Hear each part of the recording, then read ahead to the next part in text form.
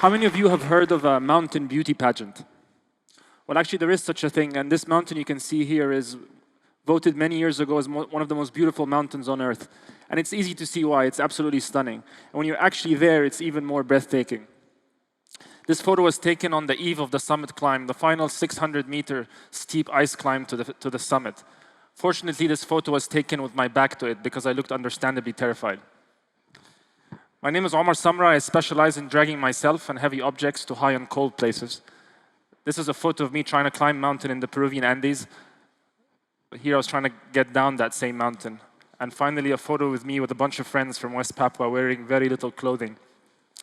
I was once asked in a TV interview which person I am in the photo, which I thought was very surprising. And then 2 weeks later, a newspaper article came out with a photo, and the caption read, Sumrah, second man from the left. About 20 years ago, I had a dream of climbing Mount Everest. We all know it's the highest mountain on Earth, 8,850 meters above sea level, or just over 29,000 feet. Temperatures reach minus 50 degrees Celsius, wind speeds over 100 kilometers an hour. It takes 2.5 months to climb. The amount of oxygen at the summit is less than the third of the amount of oxygen we're breathing right now. And about 300 people died trying to do this. So why on earth do it? To answer this question and a few others, I'd like to tell you a little story before moving on to how this relates to social media. I was born in Wimbledon, roughly around the same time the tournament was being played, which my parents, very optimistic, thought that I would turn out to be the Egyptian version of Boris Becker. Unfortunately, I was really bad at tennis and pretty much every sport that I tried to play until age 11. When I turned 11, I got a very severe chest asthma. I used to wake up every night unable to breathe properly. In fact, my breathing got so bad it started to sound a little bit like this guy. My parents got alarmed that I started to sound like Darth Vader. They took me to a doctor and he said, Omar has this type of asthma that will disappear in his 20s, but if he wants to do something about it, he should start playing sports seriously and consistently. From the next day, a couple of hours before school, I'd wake up and I'd try to train and push myself beyond the limits of where I thought I could go. And with time, my lungs expanded, I could play sports, but I'd never ever thought about climbing mountains at all until something happened at the age of 16 that sort of changed the course of my life for the years to come.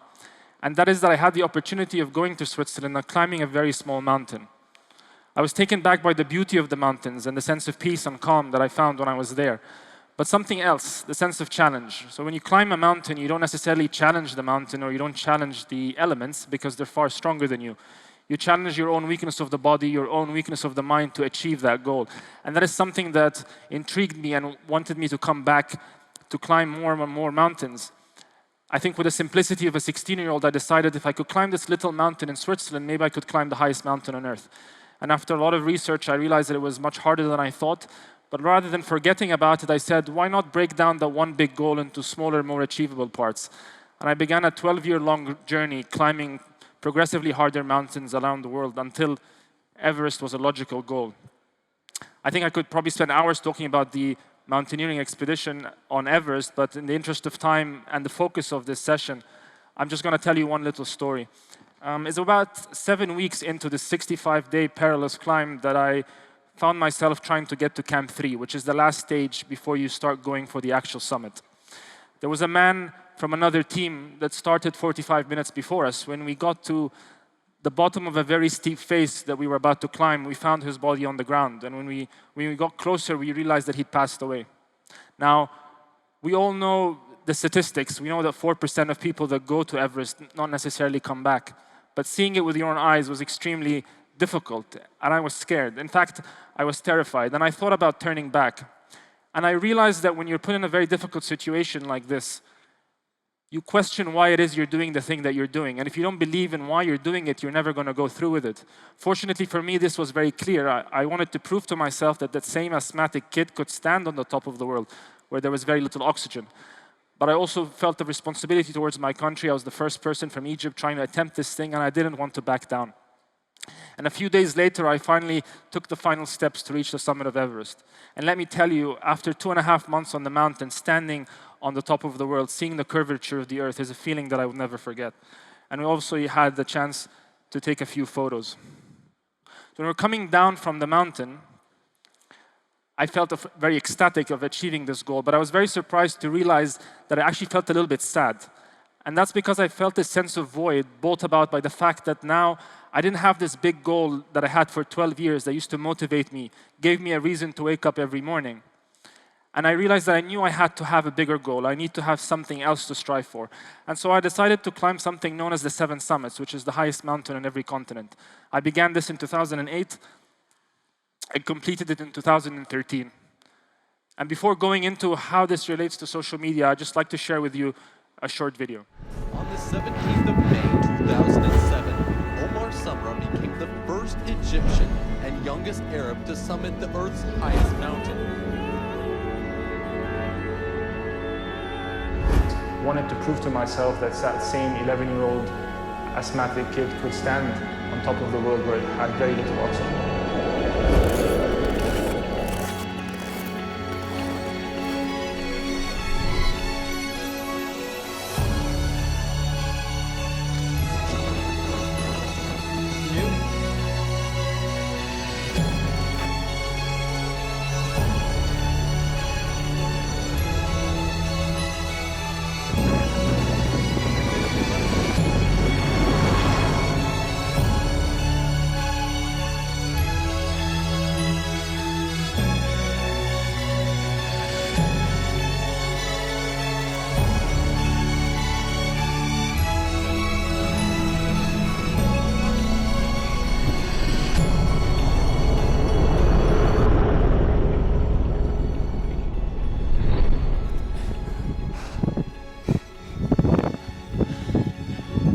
Top of South America.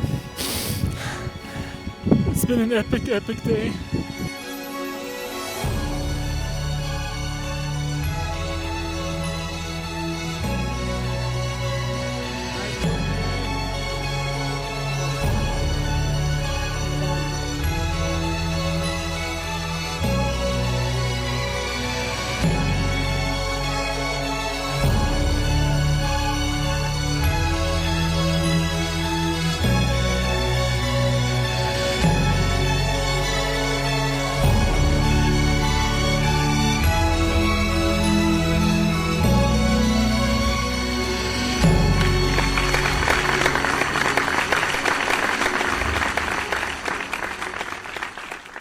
I see things differently now. It's no longer just about the mountains and being first. I know now that I have a responsibility to share the story, to inspire people, especially kids.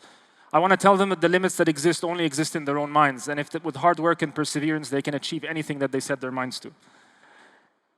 Before, when I was doing Everest and the 7 Summits, I used to get quite a lot of coverage before the expeditions and then afterwards, through traditional media. But while I was actually on the journey, there was very, very little coverage. And I felt that this is where I can actually reach people and engage them on a very human level.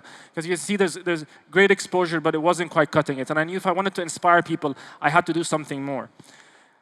The challenges were that I used to go to very, very remote locations. My next challenge is to ski to both the North and South Pole, to complete something known as the Adventure Grand Slam, which only 40 people in history have achieved. The problem is that these locations are extremely remote, which is a technological challenge. The second thing, that it's very repetitive. You drag a sled that weighs 70 kilos for 10 hours a day, every single day, and it's the same. So how do you keep people engaged doing something like that? In terms of the technology, I've managed to perfect the system and the partners that I'm working with. So the system kind of looks a little bit like this. You've got the sun that powers up your solar panels, that charges your batteries, all the devices that you're carrying, all the cameras and so on. And most importantly, a satellite device that basically emits, so like a satellite modem that you can connect to with your phone, and then you can tweet, Instagram, Facebook, do everything from the most remote locations in the world. But what about the content? I managed to engage a very clever and creative designer to come up with very smart infographics and designs to keep people engaged. For example, let me share with you a few. This one is from day 4 of the expedition, which shows what I'm packing in my sled, from the sleeping bag to my lucky charm, which is this little toy Smurf. Another one is scientific and historical information about the place that I'm going to, which engages people because they want to learn new facts about what I'm doing. Showing the contrast between training in Egypt, dragging heavy tires in 30, 40 degrees Celsius, as opposed to doing the same thing with sleds in minus 50 degrees Celsius in Antarctica. Again, keeps people engaged because they can relate it to their own life. And I remember spending Christmas in a little tent in Antarctica, and we were basically saying, it's a fun little message saying that we were actually the furthest point in the world away from Santa Claus, if you believe that he's somewhere in the North Pole. And then finally, a message from the final destination, reaching the pole, which I managed to reach on the 28th of December. And this is what the engagement looked like. This is through my Facebook page, which has between 450 and 500,000 followers. Now, this is engagement without boosting any of the posts, without spending any money on it at all. And now, after Facebook has actually changed its algorithms, you're not able to get more than 1 to 2% reach of the total size of your page, because they want you to boost these posts and pay advertising money. And here you can see in the lowest forms, it reaches 7%. In some of the posts, it crosses 100%, which just shows how important it is to have content that is very clever, but at the same time to portray it in a way that is very easy for people to consume. And by extrapolating the coverage that I got from social media in those 2 weeks to the 6-month period, which I showed you before, would generate about 20 million additional followers. Although that's a smaller amount compared to TV and radio still, but that it is more advantageous because of a few reasons. First of all, you're in the driving seat. You're the one that's creating the content. You're telling people what they should see and what they should look at, rather than traditional media, which is basically you're waiting for the press or you're waiting for the newspapers and TV to basically decide what it is that they want to say. The engagement during the journey, I told you that it was very difficult for me to let people know what I'm doing while I'm on these expeditions. And now I have the ability to be able to take people with me on the journey day to day, which allows me actually to engage with people. I can have conversations with them. This also motivates me because they cheer me on and so on, and this is extremely valuable to me. It's free and it's effortless to do. It doesn't take much time and effort at all to do this. And by creating these conversations and by getting people to like your page or sharing it and engaging with it, you're actually creating an asset for yourself. And while doing these expeditions that I'm doing, it actually constantly requires a lot of funding to do these expeditions. And by creating that value, I'm able to get sponsors on board to be able to achieve my dreams and ultimately be able to inspire more people through the activities that I'm doing. My next challenge, next month, I'll be heading to the geographic North Pole, trying to ski there. If I'm able to be successful, I will have completed the Adventure Grand Slam that I told you about. My next challenge next year, I'm supposed to be trying to be the first Egyptian to go to space.